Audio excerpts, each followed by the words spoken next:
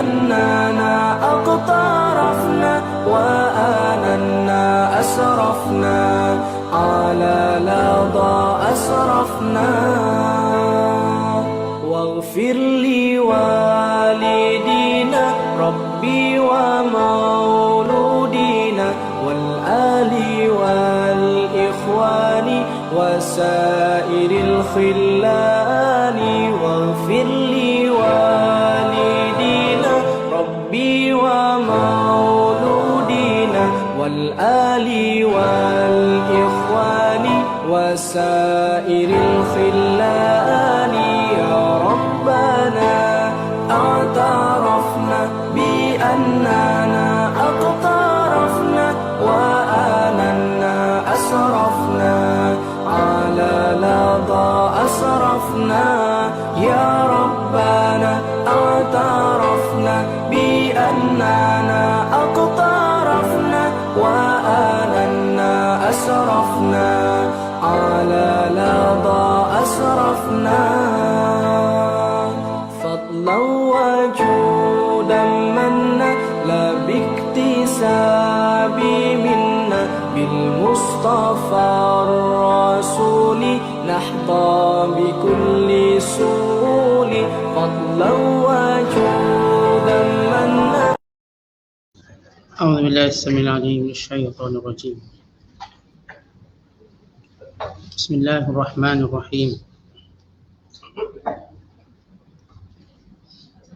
ولقد أرسلنا نوحا إلى قومه فلبث فيهم 1000 سنة إلا 50 عاما فأخذهم الطوفان وهم ظالمون فأنجيناه وأصحاب السفينة وجعلناها آية للعالمين وإبراهيم إذ قال لقومه اعبدوا الله واتقوه ذلكم خير لكم إن كنتم تعلمون إنما تعبدون من دون الله أوثانا وتخلقون إفكا إن الذين تعبدون من دون الله لا يملكون لكم رزقا فابتغوا عند الله الرزق واعبدوه واشكروا له وإليه ترجعون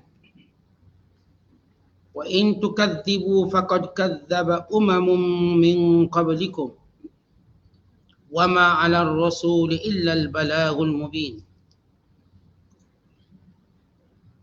أولم يروا كيف يبدئ الله الخلق ثم يعيده إن ذلك على الله يسير قل سيروا في الأرض فانظروا كيف بدأ الخلق ثم الله ينشئ النشأة الآخرة إن الله على كل شيء قدير يعذب من يشاء ويرحم من يشاء وإليه تقلبون وما أنتم بمعجزين في الأرض ولا في السماء وما لكم من دون الله من ولي ولا نصير والذين كفروا بآيات الله ولقائه أولئك يئسوا من رحمتي وأولئك لهم عذاب أليم صدق الله العظيم. Dan sesungguhnya kami telah mengutus Nabi Nuh kepada kaumnya. Maka tinggallah ia dalam kalangan mereka selama 950 tahun. Akhirnya mereka dibinasakan oleh taufan sedang mereka berkeadaan zalim dengan kufur derhaka. Maka dengan itu kami selamatkan dia dan pengikut-pengikutnya yang turut bersama dalam bahtera. Dan kami jadikan bahtera itu satu tanda yang membuktikan kekuasaan kami dan memberi pengajaran insaf kepada sekalian makhluk. Dan sebutkanlah peristiwa Nabi Ibrahim tak kala ia berkata kepada kaumnya, sembahlah kamu akan Allah dan bertakwalah kepadanya. Yang demikian itu adalah baik bagi kamu jika kamu tahu membezakan yang baik dari yang buruk. Kamu hanyalah menyembah berhala-berhala yang diperbuat oleh orang. Tidak menyembah Allah yang mencipta segala-galanya. Dan kamu hanya mengadakan penyembahan yang dusta. Sesungguhnya mereka yang kamu sembah yang lain dari Allah itu tidak berkuasa memberi rezeki kepada kamu. Oleh itu carilah rezeki dari sisi Allah dan sembahlah akan Dia serta bersyukurlah kepadanya. Ingatlah, kepada Allah jualah kamu akan dikembalikan. Dan jika kamu terus-menerus mendustakan ajaran agama Allah yang aku sampaikan kepada kamu, maka sesungguhnya umat-umat sebelum kamu telah juga mendustakan Rasul-Rasulnya. Dan ingatlah, tugas Rasul hanya menyampaikan dengan penjelasan yang terang nyata. Tidakkah mereka melihat dan memikirkan bagaimana Allah mencipta makhluk-makhluk pada mulanya? Kemudian ia, yakni Allah, mengembalikannya hidup semula sesudah matinya. Sesungguhnya yang demikian itu amatlah mudah bagi Allah. Katakanlah, mengembaralah kamu di muka bumi, serta lihatlah bagaimana Allah telah memulakan ciptaan makhluk-makhluk dari asal kejadiannya. Kemudian Allah akan memulakan ciptaan itu semula dalam bentuk kejadian yang baru. Sesungguhnya Allah Maha Kuasa atas tiap sesuatu. Ia menyaksa sesiapa yang dikehendakinya, itu orang-orang yang ingkar. Dan ia juga yang memberi rahmat kepada sesiapa yang dikehendakinya, iaitu orang-orang yang beriman. Dan kepadanya lah kamu semua akan dikembalikan untuk menerima balasan. Dan kamu tidak akan dapat melepaskan diri dari kekuasaan Allah di bumi dan tidak juga di langit sekalipun. Dan kamu tidak akan mendapat sebarang pelindung dan penolong yang lain dari Allah.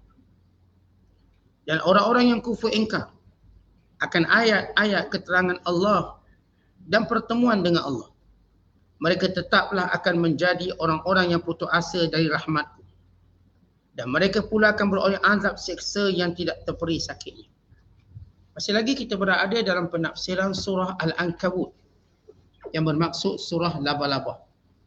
Surah yang ke-29 pada juzuk yang ke-20. Bermula ayat yang ke-14 sehinggalah ayat yang ke-23.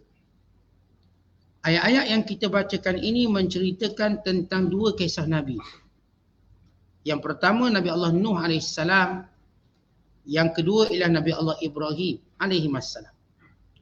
Dan ayat-ayat ini yang kita bacakan juga menjadi suatu hiburan kepada Nabi Muhammad SAW dan umat Islam dalam menghadapi tribulasi dakwah dan ujiannya, dalam menghadapi orang-orang yang ingkar kepada Allah Ta'ala, yang mendustakan Rasulnya dan yang melakukan kezaliman kepada orang yang beriman. Kata Allah, sesudah Allah Ta'ala menjelaskan pada ayat yang kita bacakan sebelum ini tentang watak-watak orang kafir yang mempersendakan Islam dengan berkata, oh kami akan menanggung dosa-dosa kamu. Dan juga watak orang-orang munafikin yang lemah bila mana diuji. Serta watak orang beriman yang sebenar, walau apapun keadaannya kekal berpegang teguh kepada tauhid, walaupun ujian datang daripada keluarga yang terdekat, daripada ibu bapa sendiri, sebagaimana kita jelaskan pada ayat semalam. Maka ayat yang kita bacakan pada malam ini satu kesinambungan, seolah-olah nak cerita kepada orang-orang beriman, kalau kamu diuji, kalau kamu menghadapi tekanan-tekanan dalam dakwah, ini nabi-nabi yang sebelum kamu juga menghadapi ujian yang sama, juga menghadapi kerana orang kafir yang sama. Kata Allah, walaqad arsalna Nuhan ila qaumi, bahawa sesungguhnya kami telah mengutuskan Nabi Allah Nuh AS kepada kaum. Falabisa fihim alfasanatin illa 50 am. Dan dia berdakwah selama 950 tahun. Kata Imam Hasan Basri, ketika mana menceritakan umur Nabi Allah Nuh AS, kata beliau, datang malakul maut untuk mencabut nyawa Nabi Nuh. Ketika mana malakul maut datang mencabut nyawa Nabi Nuh AS, maka malakul maut berdialog terlebih dahulu, cakap. Malakul maut berkata, ya Nuh, wahai Nuh, kam ishta fid dunia? Berapa lama kamu hidup di dunia? Jawab Nabi Allah Nuh AS, 300 qabla an ub'ath wa 1000 sanatin illa 50 aman fi qaumi wa 300 sanatin wa 300 sanatin wa 50 sanatan ba'da tufan. Aku sebelum jadi rasul, umur aku 300 tahun. Sebelum jadi rasul, umur aku dah 300 tahun. Dan ketika mana aku menjadi rasul dan berdakwah, aku berdakwah selama 950 tahun. Dan selepas berlakunya taufan, aku hidup lagi 350 tahun.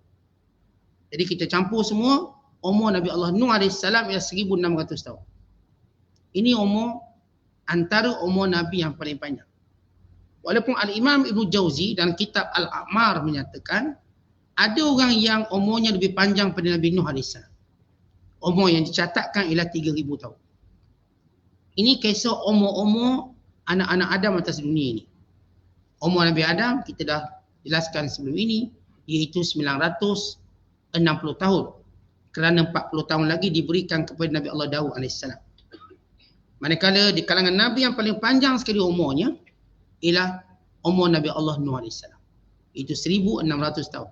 Dalam Al-Quran menceritakan Nabi Nuh berdakwah selama 950 tahun. Satu tempoh yang tak pernah dilalui oleh mana-mana manusia dalam berdakwah. Berarti Nabi Allah Nuh menghadapi kecaman selama 950 tahun. Kita baru dikecam 2-3 minit dah koyak kita. Kita kena kecam baru berapa jam kita pun dah rebah. Nabi Allah Nuh 950 tahun. Diperbodohkan, dipersendakan, dipergilakan. Apa gelaran yang tak ada zaman tu dapat pada Nabi Nuh? Dari sudut menghina. Hatta sampai peringkat isterinya sendiri terpengaruh. Lalu isterinya turut bersama dengan golongan yang mempersendakan. Sehingga Allah Ta'ala menghancurkan isterinya bersama dengan orang-orang yang derhaka. Dan demikian juga anaknya.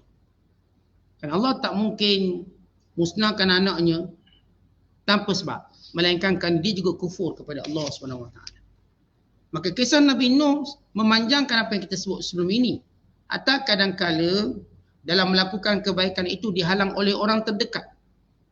Sebelum ini kita cerita tentang ibu ayah. Kalau ibu ayah yang menghalang untuk kita taat pada Allah, pun mesti dia pertahankan prinsipnya. Sebagaimana kisah Nabi Nuh berhadapan dengan isteri dan anaknya. Dan demikian juga kaumnya. Dan tempoh yang panjang. 950 tahun dalam dakwah. Jadi Nabi Nuh AS dah hidup sebelum dilantik jadi Rasul 300 tahun. Kemudian berdakwah 950 tahun. Kemudian berlaku taufan yang besar. Menyelamatkan Nabi Nuh dan pada pengikutnya di kalangan orang beriman. Setengah menyatakan seramai 83 orang. Setengah mengatakan seramai 40 orang. Tapi ia satu jumlah yang kecil dalam bahtera. Bersama dengan binatang-binatang yang Allah perintahkan.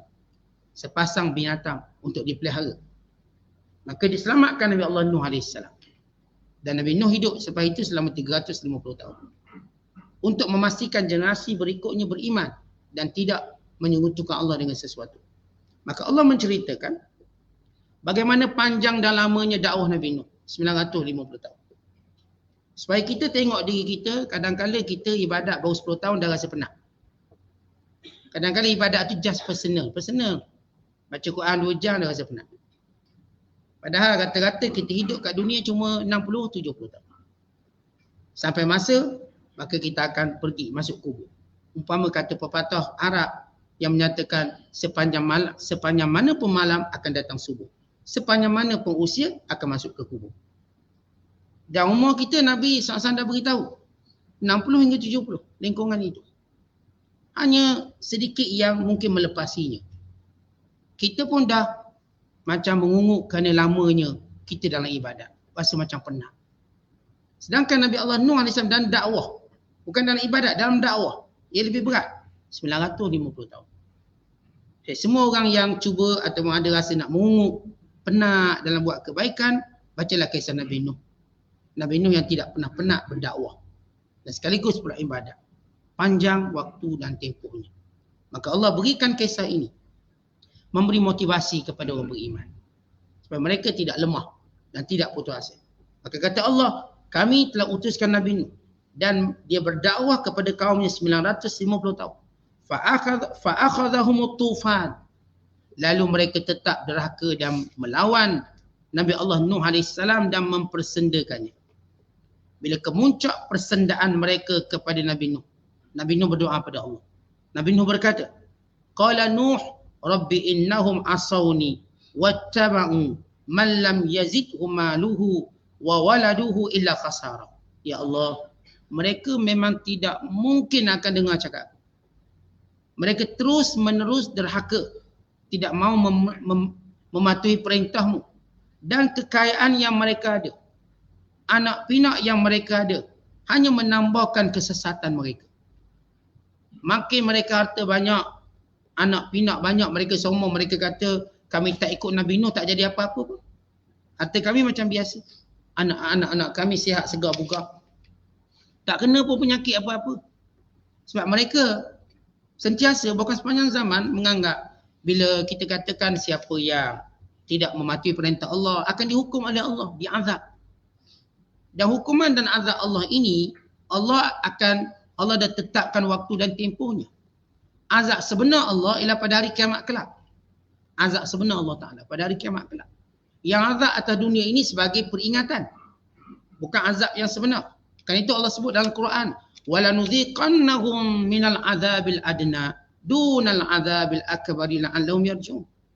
Kami kenakan kepada mereka sedikit hukuman yang kecil di dunia sebelum datang hukuman sebenar, hukuman yang besar. Yang betul-betul hukuman. Dalam ayat yang lain Allah Ta'ala menyebut kadzalikal azab wal azabul akhirati akbar law kanu ya'lamun. Demikian ini cuma sedikit azab dunia, tetapi azab sebenar ialah azab akhirat. Maka Allah yang Maha Pemurah, Penyayang, bila Allah Ta'ala mengutuskan Rasul, memberitahu kepada manusia supaya buat ni, tinggalkan yang ni. Kalau tak buat kamu akan kena sekian. Lalu manusia ini kerana sifat mereka dia nak nampak yang cepat. Lalu mereka mempersendakan azab. Mana azab? Tak ada pun azab. Kenapa langit tak turun berkeping-keping atas kepala kami? Kenapa tak ada pun api yang bakar kami? Lalu mereka terus mempersendakan. Bayangkan Nabi Nuh terpaksa bersabar dan tempoh 950 tahun dia persendakan. Kata Rasul, kalau Rasul sila bawa azab. Sila datangkan bala. Tengok anak kami bertambah, harta kami pun banyak. Mereka lupa bahawa hidup di dunia semua cuma sementara. Kehidupan kita sebenar bila kita mula menemui malakul maut, itulah kehidupan kita sebenar. Yang kat sini cuma kita berada dalam marhalah ujian Allah. Sebagaimana Allah sebut dalam Quran, Allazi khalaqal mauta wal hayat liyabluwakum ayyukum ahsanu amala. Dan dia Allah yang menjadikan mati dan hidup itu sebagai ujian untuk melihat siapa yang paling baik amalannya. Maka hidup kita sebenar, nanti bila kita melihat malakul maut, kita mula hidup dalam kubur. Maka itu hidup sebenar. Hidup tak ada sombong, tak ada dengki. Sekarang hidup kita bercampur-campur dengan emosi yang tak patut ada. Sombong, benci, riak, hasad, semua ada. Itu bukan kehidupan, itu ujian. Hidup yang sebenar ialah hidup yang kita tak ada wasangka kepada mana-mana manusia. Kita cuma akan melihat bagaimana kecuaian kita dalam mentaati perintah Allah. Bagaimana buruknya kita yang melanggar perintah Allah. Bagaimana jauhnya kita daripada mengingati Allah. Bagaimana cuainya kita mensyukuri nikmat Allah. Itulah hidup. Sebab itu bila orang sampai pada tahap berfikir cara tu, dia sedang melalui proses hidup yang sebenar. Tapi kalau dia masih lagi cerita dengki sana, dengki situ, hasad sana, hasad situ, wasangka buruk sana, wasangka buruk sini, permusuhan sana, dia belum hidup yang sebenar. Hidup yang sebenar sebab dia tahu misi yang Allah Ta'ala ciptakan dia di dunia bagi menyembah Allah. Menyibukkan dirinya untuk mentaati Allah. Kalau dia tak faham benda itu, maka dia gagal.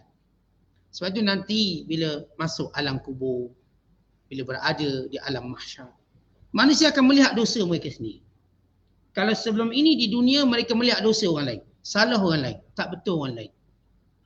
Jarang sesekali mereka melihat salah mereka atau lemah mereka. Mereka nampak orang, semua orang. Tapi nanti di hadapan Allah, mereka akan melihat diri mereka sendiri. Mereka akan lihat diri mereka, cuainya, lalainya, yang tidak menghargai nikmat Allahnya, yang mensia-siakan umur dan usianya, yang telah mensia-siakan harta benda yang diberikan, anak pinak. Mereka akan nampak. Waktu itulah mereka akan mengaku di hadapan Allah SWT akan dosa mereka. Walau tara izil mujrimun nakisu ru'usihim 'inda rabbihim rabbana absarna wa sami'na farji'na na'mal salihah inna muqim. Kalau kamu tengok orang-orang yang berdosa pada hari kiamat kelak, mereka menundukkan wajah mereka. Lalu mereka berkata, kami dengar dan kami lihat yang sebenarnya dan kami sudah yakin apa yang patut kami lakukan. Pulangkan kami ke dunia. Kami benar-benar yakin kepada Allah. Barulah mereka tahu hakikat hidup mereka untuk mereka melakukan ketaatan pada Allah. Ini hidup yang sebenar. Tapi orang yang saya sebut daripada awal, dia tahu tujuan hidup, dia sudah pun hidup dengan sebenar. Sebagaimana Allah Ta'ala sebut dalam Quran. Man amila salihan min dzakarin aw unsa wa huwa mu'min falanuhyiyannahu hayatan thayyibah wa lanajziyannahum ajruhum bi ahsani ma kanu ya'malun. Dan surah An-Nahl ayat 97 kata Allah, siapa yang melakukan kebaikan, lelaki atau perempuan, dalam keadaan dia beriman, maka kami akan berikan kepadanya kehidupan sebenar, hayatan thayyibah. Dan kami akan memberikan ganjaran lebih baik daripada apa yang mereka lakukan. Sebab itu orang yang benar-benar dan nampak apa tujuan hidup, dia sebenarnya hidup. Tapi orang tak nampak tujuan hidup, dia bagaikan bangkai bernyawa yang berjalan atas muka bumi ini. Tiada manfaat dia lakukan. Tapi orang nampak matlamat hidup. Nak beribadat pada Allah, nak taat perintah Allah, menjauhi larangan Allah. Dialah yang berada dalam kehidupan yang baik, yang disebut oleh Allah SWT. Maka kaum Nabi Nuh, cabar punya cabar, maka ia bergenerasi. Lalu generasi yang dah mati, seolah berpesan pada generasi yang baru lahir, berkata, Nuh tu penipu. Dia kata azab itu tak berlaku pun sampailah kita mati. Maka generasi baru lagi dengki atau lagi memusuhi Nabi Nuh. Bohong. Sebab tak nampak azab. Dan demikian generasi berikutnya. Adapun Nabi Nuh, Allah panjangkan umur dia, untuk berhadapan dengan kelompok yang benar-benar tak percaya. Sebab dia kata dia apa generasi, tak ada pun. Ni Nabi Nuh berdakwah sejak zaman moyang kami. Dia kata dahaka pada Allah akan azab. Tak ada pun. Kami dah bergenerasi. Maka generasi yang baru ini lebih tidak percaya, seterusnya. Sampai peringkat kemuncak. Kalangan kanak-kanak yang kecil sudah tak percaya. Ketika itu Nabi Nuh bermunajat pada Allah. Kerana mereka terus persendakan dan tempoh ratusan tahun. Kita bayangkan ratusan tahun. Kalau tuan-tuan kata zaman sekarang zaman orang live lah. Kita live 10 minit, orang kutuk kita 10 minit.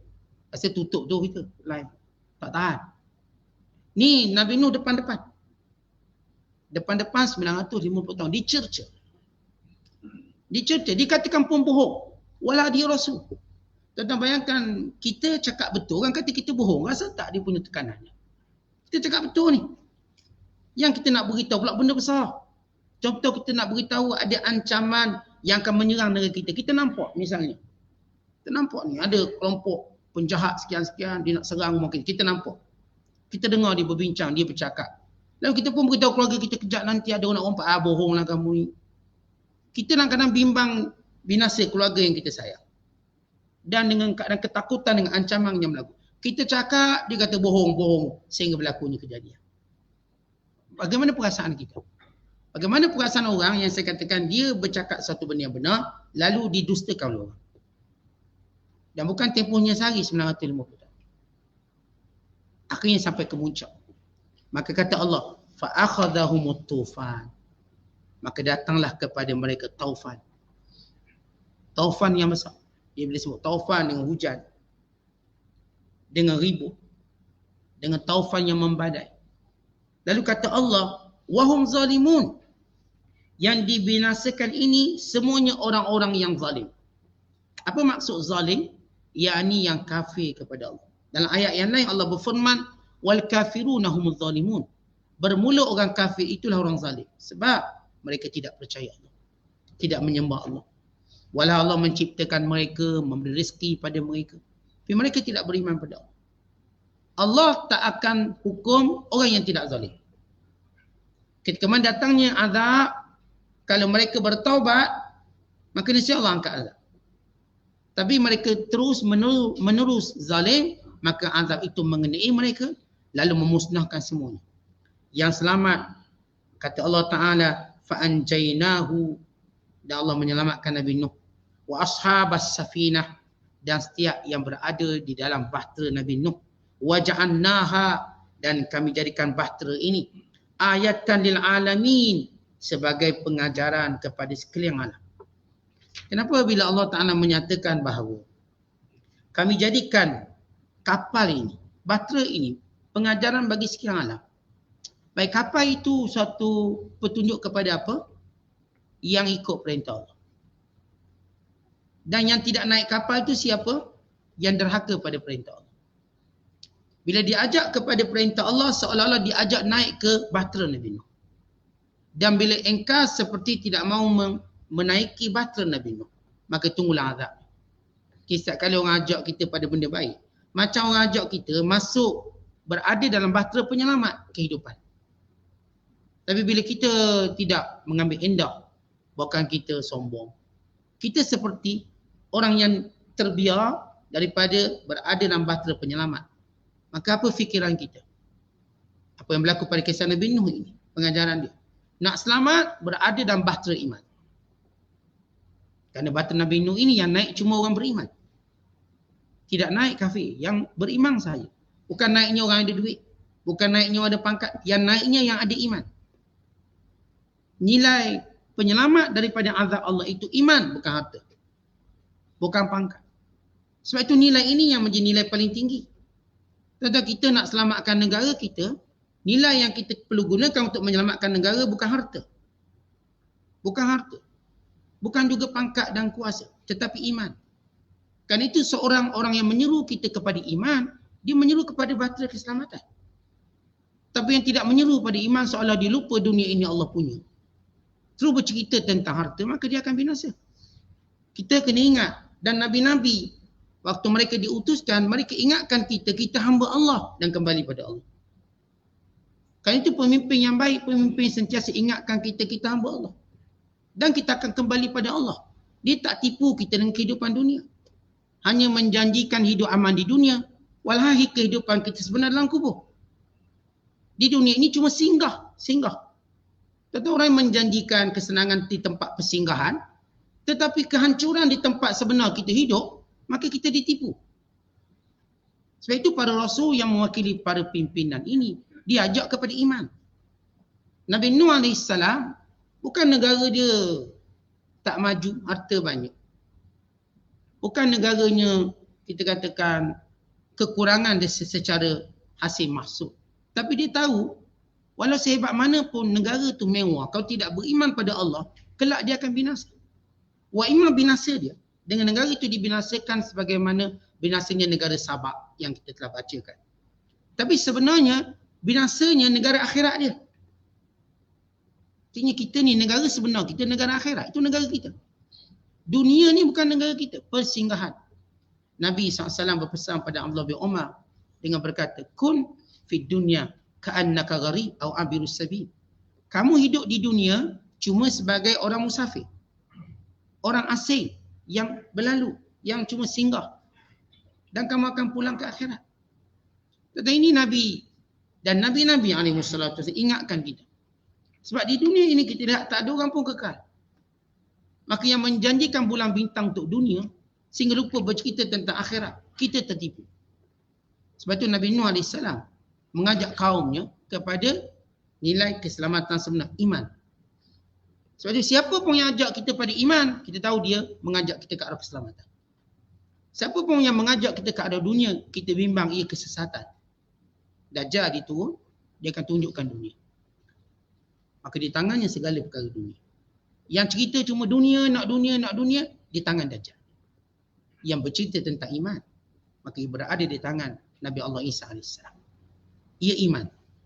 Maka ini perlu kita lihat nilai kehidupan kita. Bila Allah menyatakan kisah Nabi Nuh iktibar dan pengajaran, maka ambillah pengajaran. Bukan negeri Nabi Nuh tak kaya. Bukan negeri Nabi Nuh AS ini tak mewah, beranak pinak orangnya. Tapi Nabi Nuh tahu yang menyelamatkannya bukan itu. Kalau tuan-tuan cerita tentang kemewahan, ia cuma sementara. Kalau kita nak anak kita selamat, lalu kita limpah hingga kemewahan, kita telah menipu anak-anak kita. Sedangkan sampai waktunya anak kita mati, maka apa yang menyelamatkan dia? Kita sayang anak.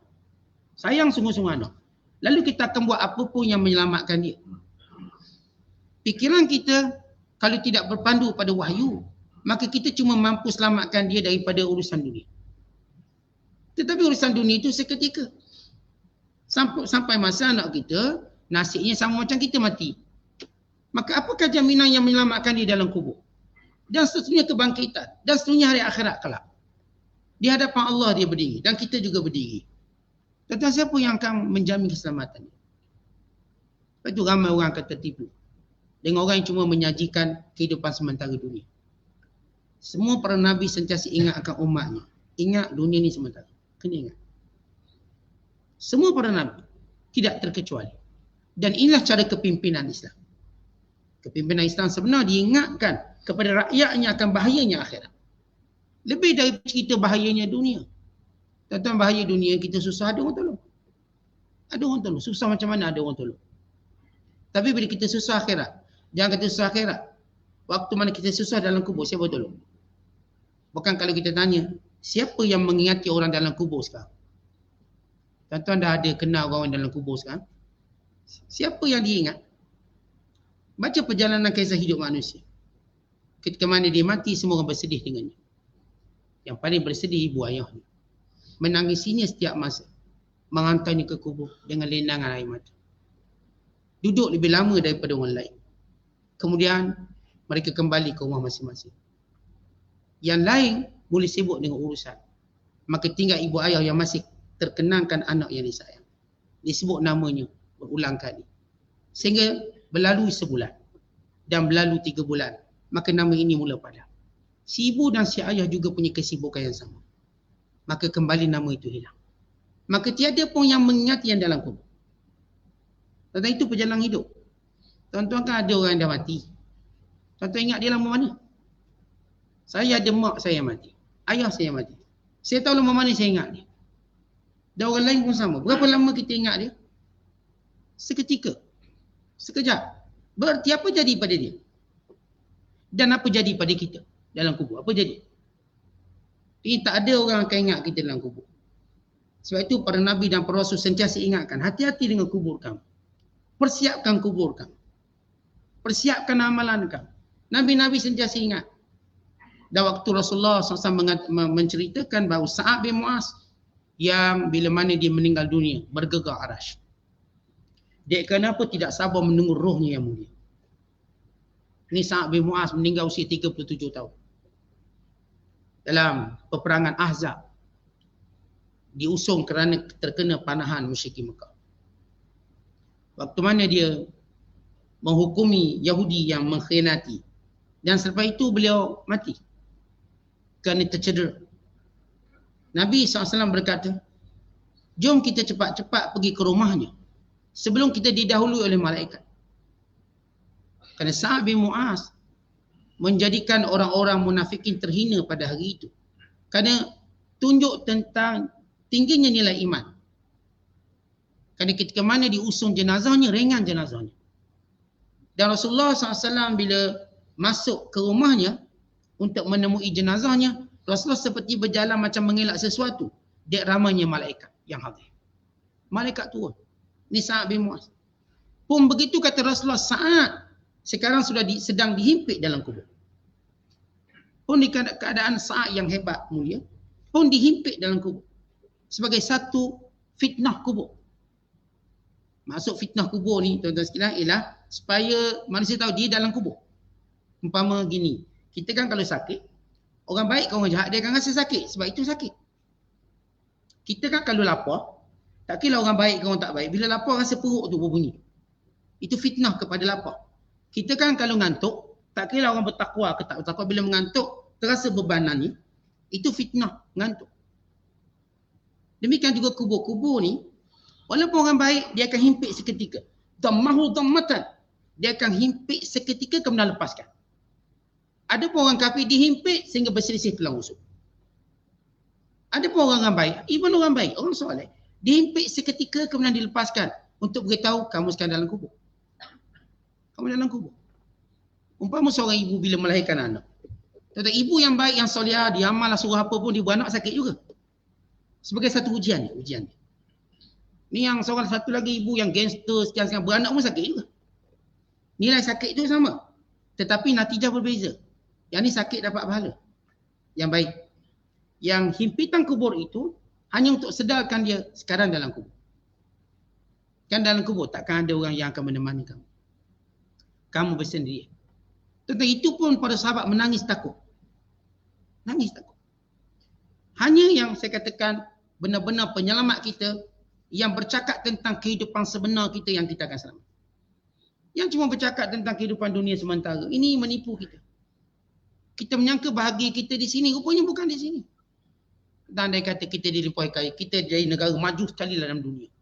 Limpah harta kita dapat, rumah semua 8 tingkat semua. Katakan, boleh makan tanpa susah, boleh berjalan ke mana kita nak pergi, semua naik ada kapal terbang sendiri. Baik, bukankah kehidupan itu akan berakhir kematian? Maka selepas kematian, bagaimana hidup kita? Siapa yang boleh jamin? Dan siapa boleh selamatkan kita? Siapa? Maka kerana itu datang Al-Quran. Datang Al-Quran yang diturunkan kepada Rasulullah SAW. Bagi beritahu kepada kita penyelamat sebenar pada kehidupan kita. Ya, Rasul-Rasul dia datang.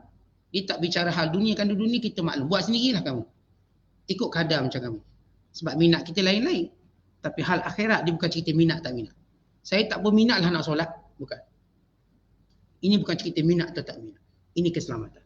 Hal dunia ni kalau orang tu misal kata dia dah lepaskan ijazah tapi dia minat ternak ayam, silakan. Tak ada orang boleh halang. Yang ni pula lepas ijazah dia tetap nak jual budu je, silakan. Tak ada orang marah. Yang ni misalnya dia dapat kelas atau mendapat PhD tapi dia suka mengajar tuition, dia tak nak ajar universiti, silakan. Itu minat dia. Yang ni minat main kereta kontrol walaupun dah tua berjanggut, silakan. Tak ada masalah. Yang ni minat main yang serama, bela yang serama. Yang ni minat bela hamster. Yang ni minat bela tu. Orang tak marah, itu minat kamu. Tetapi bila kita cerita bab agama, dia bukan cerita minat. Saya tak minatlah solat. Saya tak minatlah tutup aurat. Ini bukan cerita minat. Ini cerita keselamatan. Umpama tuan-tuan sekalian, bila kita nak berdedah ke lautan, kita mesti pakai life jacket. Itu keselamatan. Saya tak minatlah pakai. Matilah seorang kamu. Tak ada istilah tak minat. Itu penyelamat. Maka para Rasul bercakap tentang keselamatan ini. Kali itu kisah Nabi Nuh AS mengingatkan kita tentang nilai keselamatan ini. Walaupun senang kaum Nabi Nuh, kita katakan, ya, mereka pernah mengalami beberapa ujian.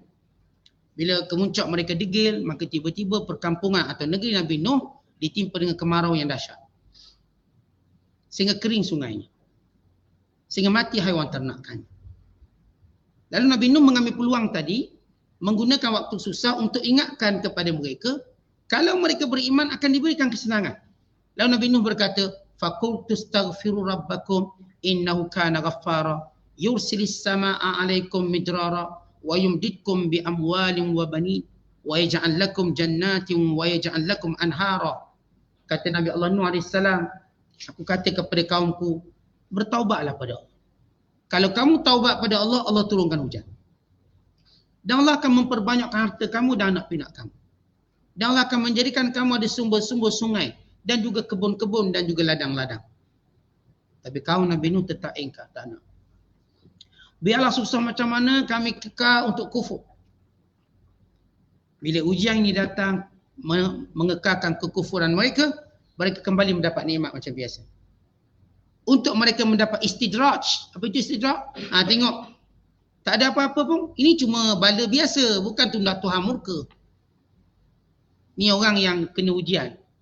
Kata Nabi SAW, orang beriman bila diuji, dia tahu isyarat Allah murka pada dia. Tapi orang yang tidak ada iman, dia tak nampak bahawa segala musibah dia kena isyarat Allah murka pada dia. Tak nampak. Umpamanya seperti binatang. Diikat, tidak tahu kenapa diikat, dia lepas dan tidak tahu kenapa dia lepaskan. Waktu diikat merota-rota untuk lepas, bila lepaskan melompat-lompat kerana bebas. Dia tak tahu kenapa. Maka sampai peringkat matinya dalam keadaan zalim. Akhirnya kita kata, kenapa Ustaz ni orang-orang kafir, walaupun kadang-kadang dah turun azab Allah, masih terus kufur. Kerana mereka tak lihat itu kemurkaan Allah. Mereka lihat itu satu proses biasa dunia. Akhirnya bila kembali, mereka lebih kufur. Mereka kita tengok kita dah keluar daripada kesusahan. Dan akhirnya mereka binasa dan bertemu dengan Tuhan. Maka Allah ingatkan peristiwa Nabi Nuh AS yang berakhir dengan kemusnahan kaum yang derhaka ini. Kemudian kata Allah, wa Ibrahim, dan Nabi Ibrahim. Wahai Muhammad, bacakan kisah Nabi Ibrahim pula. Dalam kesusahan dakwahnya. Idh qala liqaumihi, ketika mana dia berkata kepada kaum. Idh qala liqaumihi ibudullah, sembahlah Allah. Wattaquh, dan taatlah perintahnya. Tinggalkan larangannya. Ingatkan segala peringatan Allah SWT. Dzalikum khairul lakum. Ia baik untuk dunia kamu dan baik untuk akhirat kamu. Kata takwa ataupun memenuhi perintah Allah SWT. Bila Nabi Ibrahim kata, dzalikum khairul lakum, ia baik untuk kamu. Tentang kita tengok perintah Allah. Perintah Allah mana yang tidak baik untuk kita di dunia? Segala perintah Allah baik untuk kita di dunia, apatah lagi akhirat. Perintah berkahwin baik untuk kita, supaya jelas keturunan dan nasab. Bila orang kafir tak nak kahwin, akhirnya mereka tak tahu ni anak siapa. Mereka terpaksa dites DNA untuk tengok ni anak siapa. Kerana si wanita ini punyai pasangan puluhan orang. Ni anak siapa? Cek DNA. Berlaku perbalahan, pergaduhan. Anak ini perlu diabaikan. Sebab tidak ada ayah yang mau bertanggungjawab. Dan tak ada ibu yang punya kasih sayang pada anak-anak seumpama ini. Maka wujud kelompok anak-anak yang tidak terjaga. Islam mensyariatkan perkahwinan bagi menjaga zuriat dan keturunan. Sebagaimana Islam mengharamkan arak, mengharamkan judi, dan mengharamkan judi bagi memacu kepesatan ekonomi yang sebenar. Kalau orang kata judi ni punca ekonomi naik, tidak. Judi ni yang naik ekonominya cuma toke-tokenya. Rakyatnya menderita teruk. Menderita teruk. Yang kaya cuma toke judi. Mereka kata judi menyediakan peluang pekerjaan sehingga puluhan ribu orang. Ya. Ia juga memusnahkan ratusan ribu orang. Di sebalik peluang pekerjaan. Kalau kita nak sebut peluang pekerjaan, gangster mafia pun menyiapkan peluang pekerjaan. Dia gangster, dia pun ada ahli gangster. Dia pun beri peluang pekerjaan. Walhas, kesan kemusnahannya besar. Akhirnya suami mengabaikan nafkah. Suami menghabiskan gaji ini untuk berjudi. Isteri digadaikan dalam perjudian. Dan dekat Malaysia, bukan satu kes, banyak. Bila isteri digadaikan dalam perjudian, tahu-tahu isteri ini telah digadaikan. Dek, suami dia kalau judi sekian-sekian banyak. Dan kisah ini bukan satu, bukan dua, bukan puluhan kisah. Bahkan alung itu muncul kerana kesuburan judi yang ada. Muncul alung-alung untuk orang berjudi. Kerana orang berjudi ini sentiasa dia ada perasaan yang menipu dia. Boleh menang. Perasaan itu perasaan yang paling menipu manusia. Boleh menang. Dengan berjudi tak, okey, boleh menang. Ada tidak ada usaha sedikit. Akhirnya ramai mana yang tertipu. Kalau bukan yang menang judi, akhirnya juga kalah judi. Sebab bila mana dia menang, dia main lagi untuk mengharapkan menang lebih besar. Akhirnya dia kalah. Perbalahan. Maka Islam mengharamkannya. Sebab itu bila kita menyeru ke arah perkara ini, lalu orang-orang yang saya katakan tidak tahu kesan buruk, mereka anggap ni macam ajak ke negara Taliban. Ini negara Taliban. Tak ada judi, tak ada arak. Sedangkan mana akalnya yang sempurna? Tentang kita ada akal belaka. Kalau nak buat forum lah. Cari apa kelebihan arak. Cuba panggil semua pakar kesihatan dan beritahu apa kelebihan arak. Kerana syariat tidak akan mengharamkan sesuatu yang punya kelebihan. Kemudian apa kelebihan judi? Panggil semua pakar-pakar ekonomi. Dia bincangkan apa kelebihan judi. Kalau ia tidak lebih daripada memusnahkan manusia. Maka sebab itu Nabi Ibrahim kata, ni kamu ikut perintah Allah baik untuk kamu. Dunianya baik. Dan demikian di akhirat. In kuntum ta'lamun. Kalau kamu ada ilmu dan kamu tahu. Tapi kenapa apakah manusia tak ada ilmu? Tak, manusia ilmunya ikut nafsu. Ilmu tuan-tuan, kita ada, dia punya tahap dia, kita ada nafsu, kita ada ilmu, kita ada iman. Ini 3 gabungan. Nafsu nombor 1 lah. Nafsu ni buat ikut kita suka. Dalam percaturan buat ikut kita suka, maka kita pun ada ilmu. Ini lebih baik, ini kurang baik. Tapi bila mana kita ada iman, maka percaturan lebih baik itu jelas. Ni mungkin baik untuk kamu tapi tak baik untuk orang. Contoh mencuri. Mencuri itu baik tak baik? Baik untuk kita. Senang-senang dapat. Tapi tidak baik untuk orang. Secara ilmu kita mencuri. Secara ilmu kita lah nak senang. Nak dapat percuma curi. Pergi kedai makan tak payah bayar. Cara ilmu kita. Tapi bila iman kita ada kat atas, tak. Ini mengambil harta orang namanya. Ini menzalimi orang. Apakah kamu suka kamu dilakukan demikian? Kamu tak suka. Maka jangan buat. Ini tahap dia. Tahap pemikiran manusia, wa imma dipikir ikut nafsu, maka semua benda dia nak buat. Wa imma berfikir secara ilmu, maka ilmu lebih cenderung kita berfikir pada benda yang beri kelebihan pada kita. Maka datang iman yang tertinggi. Bila datang iman, maka dia akan memandu ilmu yang sebenar. Ilmu yang beri faedah. Tentang harta pusaka. Kita kalau fikir harta pusaka, kita kat long, kita abang long, kita ambil semua. Adik-adik ni cuma sekolah tahu apa, bagi dia RM10 seorang. Bagi kita. Dengan ilmu kita, saya yang jaga mak saya. Saya yang pelihara mak, budak-budak kecil ni bukan pelihara mak. Tapi Islam kata tak. Harta pusaka ini perlu dibahagikan tanpa mengira kecil atau besar. Tak kira benda tu. Anak sulung ke, anak tengah, anak bongsu, dia pembahagian dia ada hukum. Kenapa? Kerana semua anak-anak ini adalah disayangi oleh waris, oleh si mati tadi. Si mati kalau hidup tidak mungkin dia nak anak-anak yang mana pun terabai. Tidak mungkin dia nak macam itu. Maka datang faraid. Sebagai jaminan kebaikan untuk semua anak-anaknya. Maka inilah hukum Islam. Sebab itu bila Nabi Ibrahim kata, ia baik untuk kamu. Supaya kita tanya balik, mana syariat yang tidak baik? Menutup aurat. Apakah ia tidak baik menutup aurat? Lalu setengah wanita kata kami nak bebas mendedahkan aurat. Tidakkah kamu telah membahayakan diri kamu sendiri? Dan tidakkah kamu seperti membuka pekong kamu sendiri? Padahal kita perempuan bila makin tua, rambut kita gugur dengan botak. Maka datang tutup aurat bagi menjaga maruah kita. Maruah sebagai seorang ibu dan sebagai seorang isteri.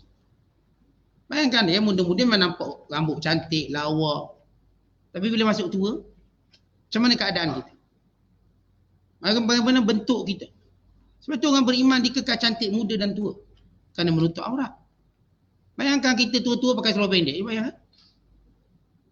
Tua-tua pakai seluar pendek, pakai t-shirt nampak ketiak, kepala dogok. Macam mana rupa kita? Dah macam alien. Toyo pun takut kita. Bukan kita takut toyo, dia terbalik. Maka Allah nak suruh kita nampak indah. Sebab manusia ini Allah muliakan dia. Walaqad karramna bani Adam. Kami muliakan anak Adam. Maka Allah turunkan syariat aurat bagi memelihara kemuliaan anak Adam. Hatta kalau kita mati pun ditutup aurat lagi, dikafankan. Mati. Tak biar dedah macam tu je dalam. Tak. Ditutup dengan serapi-rapinya. Sekemas-kemasnya. Dengan kain yang paling bersih, kain putih. Kerana Allah muliakan manusia dengan syariat. Bayangkan kita mati tak ikut syariat, bakar macam tu je. Campak macam bangkai anjing dicampak. Tapi kalau ikut syariat, lihat indahnya mati orang pergi mati. Cara susunan, cara aturannya. Maka semua syariat sifatnya lah baik untuk kita dunia apatah lagi akhirat. Itu Nabi Ibrahim berkata kepada kaumnya, wahai kaum, ta'ala Allah dan bertakwa, yang ikut peraturan Allah. Kerana ia baik untuk kamu dunia dan juga akhirat kamu. Tapi apa jawapan bagi kaum Nabi Allah Ibrahim AS? Sama dinginnya sebagaimana jawapan kaum Nabi Nuh.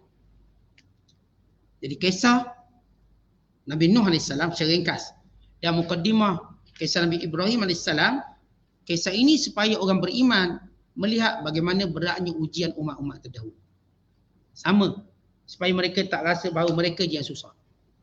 Kita kan sama, kita kalau susah, kita mula dengar cerita orang lain pun susah, bukan kita seorang susah, kita lebih ringan. Kita lebih bermotivasi. Maka ayat-ayat ini semua hiburan untuk orang beriman dan juga teladan kepada semua manusia.